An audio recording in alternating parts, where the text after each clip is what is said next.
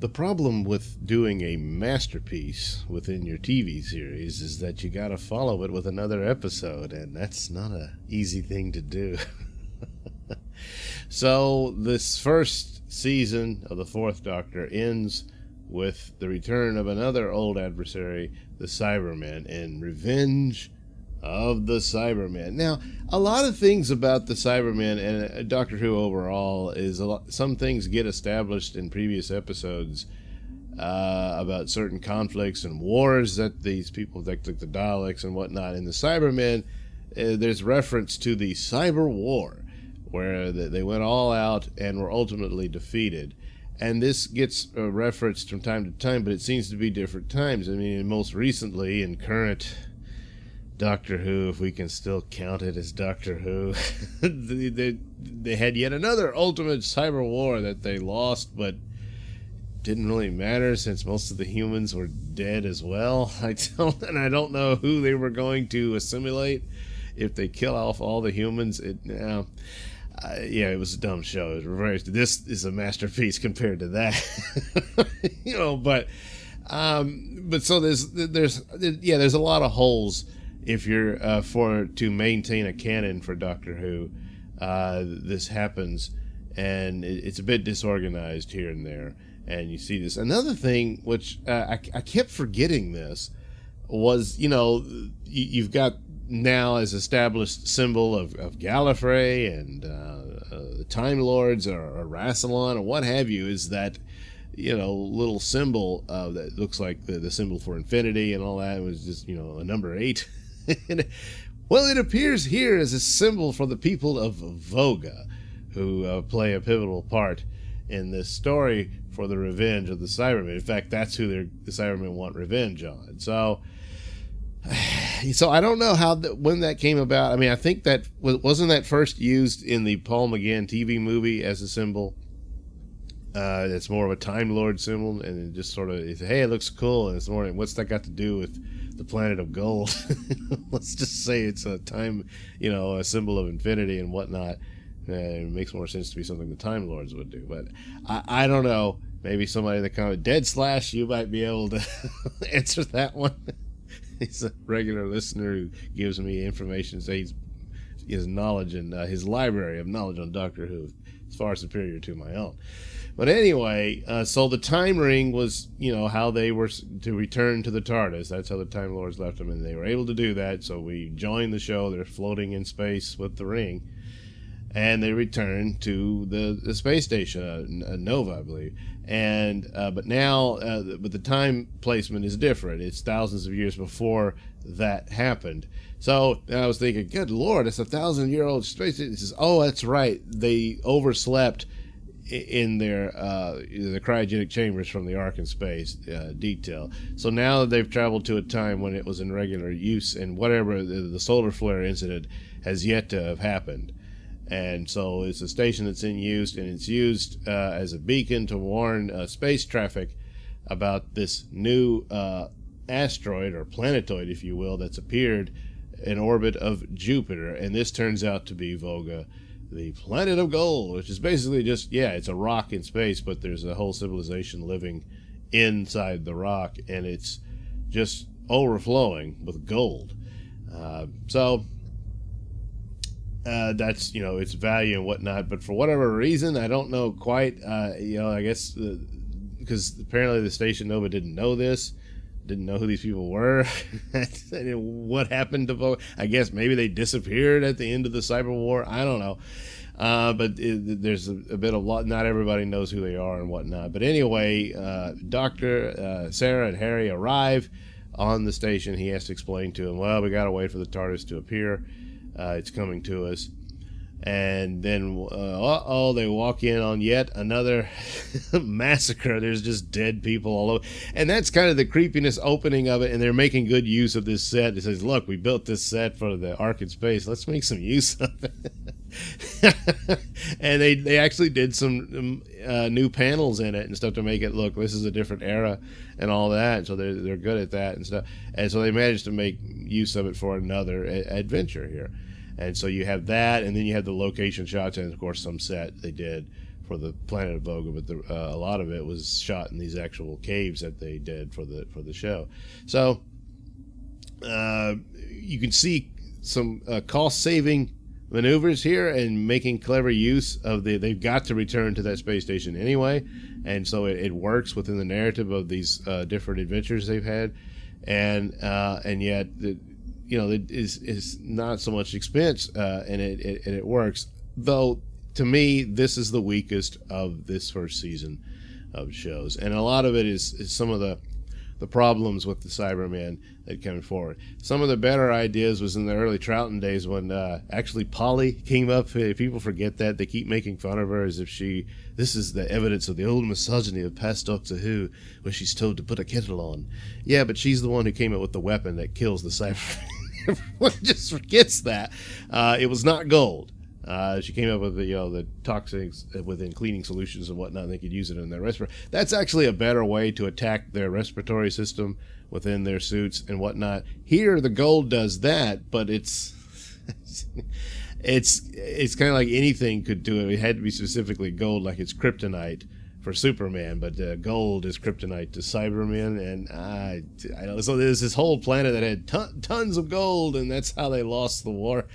There's a lot of gold to be had. There's plenty of gold on the Earth to attack an invading force of Cybermen with. So it doesn't really hold up much in that. Later, New Who, I think, came up with a better means of attacking Cybermen, which is how they protect themselves from emotion. They have this, that cuts off their abilities of human emotion and whatnot, because when they start, if he turned it on and they're able to feel and be human again, and yet they're nothing but meat in a tank now, they go crazy, And so if you can deactivate that, now you've got them. And so that actually, it's quite brutal, and it means by what, but what are you going to do? They'll kill you if you don't. So that's a bit better. This, the gold, and that continues on for quite a while. They don't just ignore it in New Who. There's a mention in it. I think it's one of the Matt Smith episodes where he says, well, they advanced, and they came up with better systems, and they're always adapting and, progressing their cybernetic bodies and whatnot. So the Doctor and the crew, they arrive at the ship. They get immediately blamed for the deaths, of course. And then they said, well, there's this plague, and we don't know what it's about, but it's not a plague, it's a Cyberman. And this is one of the cooler-looking Cybermans. They did well with that, especially with what, special effects abilities they had at the time. But, of course, you can see they're just grabbing the thing and holding it to their neck, but still, it works for the scene. And, of course, there's a traitor, Killman. And, but he's a double agent, because he's working, seemingly helping the Cybermen attack the Voga, but at the same time he's working for the Vogans. And I kind of wondered if, the Vogans were going to pay him off in gold. I don't know. Meanwhile, in Voga, there's a civil war going on between those, but it kind of just fizzles. And the Doctor gets captured, and they use what's left of the crew and the Doctor fit them out with bombs and send them down to the core of the planet to blow it up. And there's just only 3 bombs, and one of them goes off, and it's like, well, I guess it's very volatile at the core, so a few bombs could set it off in a chain reaction. That was the sense of it, but I didn't think that would quite do it. No. So then the Cybermen decide, well, we're just going to ram the whole Nova station into the planet. And, of course, the Doctor has to fix that, and he does. Meanwhile, the Vogans had a missile ready to take out the base they thought was an invader. And then, well, it turns out to be one when the Cybermen take it over. So they're going to shoot that, and they manage to maneuver Nova out of the way so that the Cybermen's spaceship gets hit, and they blow up. And it's... and the Cybermen are like, oh, crap. And they're done. And what a humiliating way to go, because, boy, if you've seen the episode, you know what I'm talking about, the shape of that Cyberman spaceship, huh? Yeah. Well, what are you going to do? There are some good scenes. Of course, Tom Baker is excellent. Sarah and Harry are, Elizabeth and Ian Marter, they do a great job. And that back and forth, and Harry's trying to do his damnedest and best, And he is a heroic figure in a lot of ways, but he's clumsy and he stumbles in, and the doctor just doesn't have any patience for him. And it's all pretty sad. There's an interesting aspect, which is one of these things that I show as a plot hole in Star Trek, which is the transporter, and the transmat being same thing here. But the doctor figures out, hey, we can use it to help Sarah. One of the victims of the Cybermen, he dies from the poison that it puts in him. And the doctor realizes the only way you can treat this is to use the transmat beam to just eradicate. You take the poison out, because you're broken down to molecules, and you can just reform it without the poison. And that's what he does with Sarah. And boy, when you think about that in the Star Trek, so many things, no one could die. It's the power of God. And I don't know that any episode's ever come up with, well, you can't because of this or something like that, but it stands to reason that, yeah, you could cure a lot of stuff with a transporter or transmat beam. And so, yeah. So anyway, that's what they do, and they save Sarah that way.